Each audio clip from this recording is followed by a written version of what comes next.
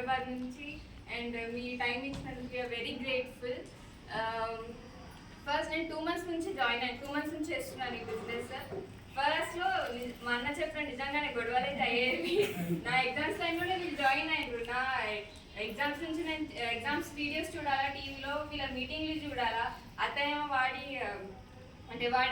ఏమంటారు ప్రాజెక్ట్స్ వచ్చి అతను అదే చేస్తుండే. అంటే ఇప్పుడు ముగ్గురికి 3 టీవీలు కావాలా, లేకపోతే ఎవరు ఏం చేయాలి ఏం అర్థమే కాదు. ఒకటి కామన్ ఫైటింగ్. ఎవరేం చేయాలి మరి? అతనికి అతని జాబ్ ఇంపార్టెంట్, నాకు నా స్టడీ ఇంపార్టెంట్, వాళ్ళకి వాళ్ళ మీటింగ్స్ ఇంపార్టెంట్. సొల్యూషన్ ఏంటి? చుప్చాప్ కూర్చోండి, లేకపోతే ఫైటింగ్ చేయాలి, ఇంతే. ఇంకా అలా ఫైటింగ్ అయ్యి ఇంకా తర్వాత నా ఎగ్జామ్స్ అయిపోయాయి. సుచిత్ర మీటింగ్కి వెళ్ళా. అక్కడ కూర్చున్నా, విన్నా, బాగా అనిపించింది. తర్వాత సెకండ్ మీటింగ్ కరీంనగర్, అక్కడికి ఇంకా ఏం లేదు, మొత్తం ఫ్లాట్. ఇంకా నేను చేస్తే వెస్టేజే చేయాలి. వీళ్ళు ఇంకా నేను చేసేది ప్రొఫెషనల్ డిగ్రీ. ఆ ప్రొఫెషనల్ డిగ్రీ కూడా వీళ్ళు నాకు వాల్యూ ఇస్తలే. ఏం వస్తుంది ఏం కాదు, ఇది చేసి ఈ టాప్ నడుస్తుంది మా ఇంట్లో. ప్రొఫెషనల్ డిగ్రీ కూడా వద్దంటున్నారు ఇప్పుడు వీళ్ళు. అదేంటి, ఎగ్జామ్ రాస్తే డిగ్రీ వస్తుంది, ఇది చేసేయాలి. ఇంకోటి ఏంటంటే ఇక్కడ ఏం చేస్తున్నాం మనం, కొనాలి, చెప్పాలి.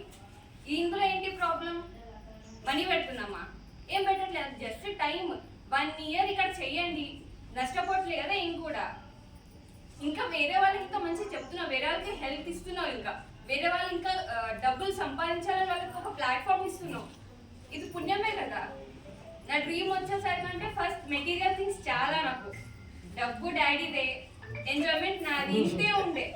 సంపాదించేటప్పుడు స్టార్ట్ చేద్దాంలే, ఇప్పుడైతే డాడీయే కదా అన్నారు. ఎంత కావాలంటే డాడీ ఇస్తారు.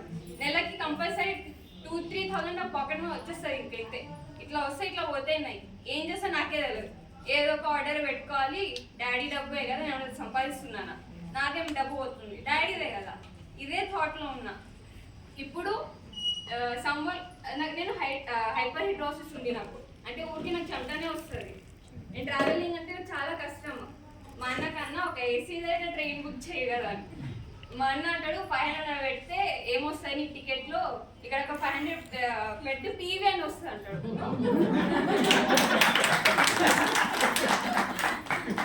పోయమ్స్ రాస్తాను.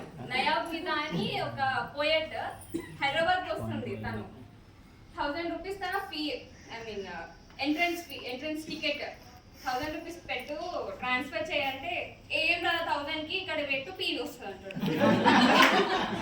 ప్రతి దానికి, ప్రతి మాటకి, ప్రతి ఒక డబ్బు ₹1 అంటే పీవీ వస్తుంది, ఇంతే. నేను అంటే ఇప్పుడు అందరు సీరియల్స్ చూస్తారా? నేను చూస్తా సీరియల్స్, తప్పేమో, ఓకే చూస్తాను నేను. ఇప్పుడు మా ఇంట్లో టీవీ రీఛార్జ్ కూడా చేస్తాడు మా అన్న. సీరియల్ చూస్తే ఏమొస్తుంది అంటాడు. అదే 1 yearకి 1000 rupees సోనీ లీవ్ అది చెయ్యిరా అంటే చెయ్యంటాడు. ఎందుకు చేయాలి? ఏమొస్తుంది నీకు సీరియల్ చూస్తే? ఆ 1000 rupees అని లేసి నీకు ఏమొస్తుంది? ఇక్కడ ఏం రాదు. అదే ఇలా పెట్టు, ప్రతి దానికి నేనేమైనా ఖర్చు అంటే ఇందులో వద్దు, ఇందులో పీవీ వస్తుంది. ఇది ఒక్కటే మాట మా అన్న ఇంకా వేరే డైలాగ్లే వాడతలేడు. ఏమనంటే పీవీ, ఏమనంటే పీవీ, ₹1 అంటే పీవీ. ఇది ఎందుకు అంటున్నా అంటే ఇక్కడ ఏం లేదు. బయట ఒక షాప్ లో కొంటున్నారు కదా, అది ఇక్కడ కొనుక్కోండి, ఏముంది తప్పు? అక్కడ సబ్బు కొంటున్నారు కదా, ఇక్కడ కొనుక్కోండి. షాంపూ కొంటున్నారు, ఇక్కడ కొనుక్కోండి. మంచి హెల్త్ వస్తుంది, డబ్బు వస్తుంది, మంచి ఆర్గానిక్ ప్రోడక్ట్స్. ఇంకా నో ఎందుకు? ఇంత మంచి ప్లాట్ఫామ్కే మీరు నో అంటే ఇంకా ఎక్కడ పోతారు చెప్పండి? రికగ్నిషన్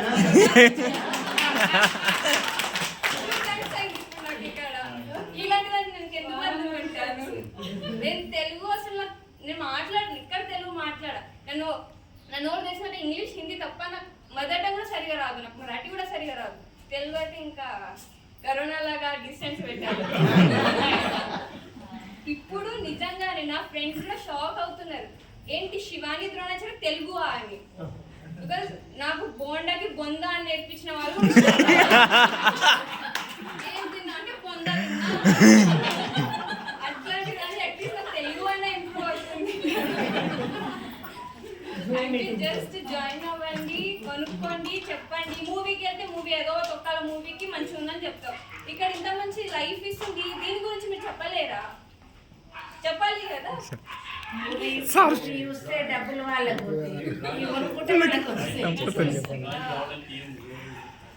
ఫస్ట్ నేను ఇంకా పుష్ప మ్యామ్కి చెప్తాను, ఇంకా స్వాతి మ్యామ్ కూడా చెప్తాను. పుష్ప మ్యామ్కి ఏంటంటే ఇప్పుడు హాస్టల్లో 8:30 వరకు నా డిన్నర్ అయిపోతుంది. తర్వాత నేను ఫ్రీ ఉండేది 9:30, 10:30 చేసిన మ్యామ్ అవైలబుల్ ఎప్పుడు ఉంటారు, ఎప్పుడైనా అవైలబుల్ ఉండేవారు.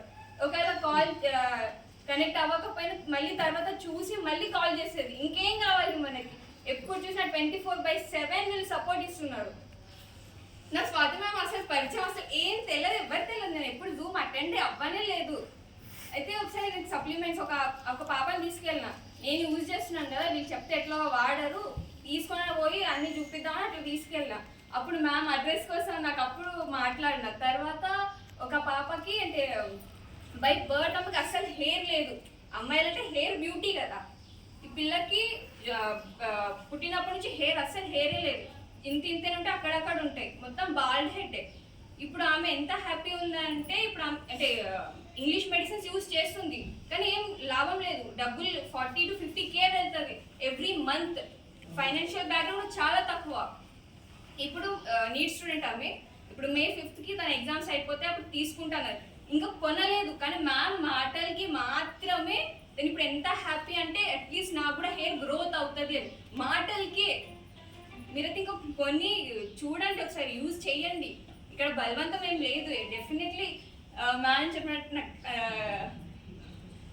అదృష్టం సంథింగ్ చెప్పారు కదా, అది ఒక్కటి మైండ్లో పెట్టుకోండి అంతే. యూజ్ చేయండి, ఇంకేం వద్దు. నాకు కూడా స్టార్టింగ్ ఏం అర్థం కాలేదు.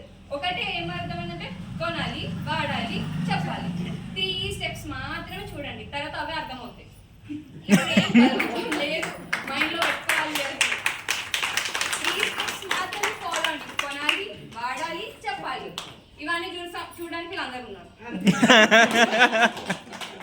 ఈ ఏజ్ లో ఉండే వాళ్ళకి నువ్వు ఇచ్చే సలహా ఏంటి? ఈ ఏజ్ లో ఉన్న వాళ్ళు చాలా మంది వచ్చారు. నేను చెప్పాను, ఒకటే క్వశ్చన్ అడుగుతాను, ఎన్ని సంవత్సరాలు ఇంకా మీ పేరెంట్స్ డబ్బుగా బ్రతుకుతారు? ఇంతకంటే పెద్ద మాట ఎన్ని ఇయర్స్ ఇంకా మీ జస్ట్ పేరెంట్స్ డబ్బుగా ఎంజాయ్ చేస్తారు? ఎన్ని సంవత్సరాలు ఉంటారు వాళ్ళు? ఇంకా మహా అంటే ఇంకొక 20 years బ్రతుకుతారు. తర్వాత మీ లైఫ్ ఏంటి? ఉండాలి కదా ఒక సోర్స్. ఎన్ని ఇయర్స్ పేరెంట్స్ డబ్బు. మీ డబ్బు ఎక్కడ? మీ పొజిషన్ ఎక్కడ? మీ స్టేటస్ ఏంటి? వీళ్ళు అయ్యాక ఎవరు లేరు మనకి. డబ్బు ఉంది అంటే మీ పేరెంట్స్ ఉన్నారు, లగ్జరీస్ లైఫ్ ఉందంటే మీ పేరెంట్స్ వల్లనే. వాళ్ళే లేకపోతే రోడ్డు మీద కూడా ప్లేస్ ఉండదు మనకి. ఆ పబ్లిక్ ప్రాపర్టీ మీద కూడా మనకు ప్లేస్ ఉండదు. నేను పెద్ద మాటలే చెప్తా, నాకు చిన్న నాకు అర్థం కాదు, ఇంతే. ఇంకా thank you so much for everyone.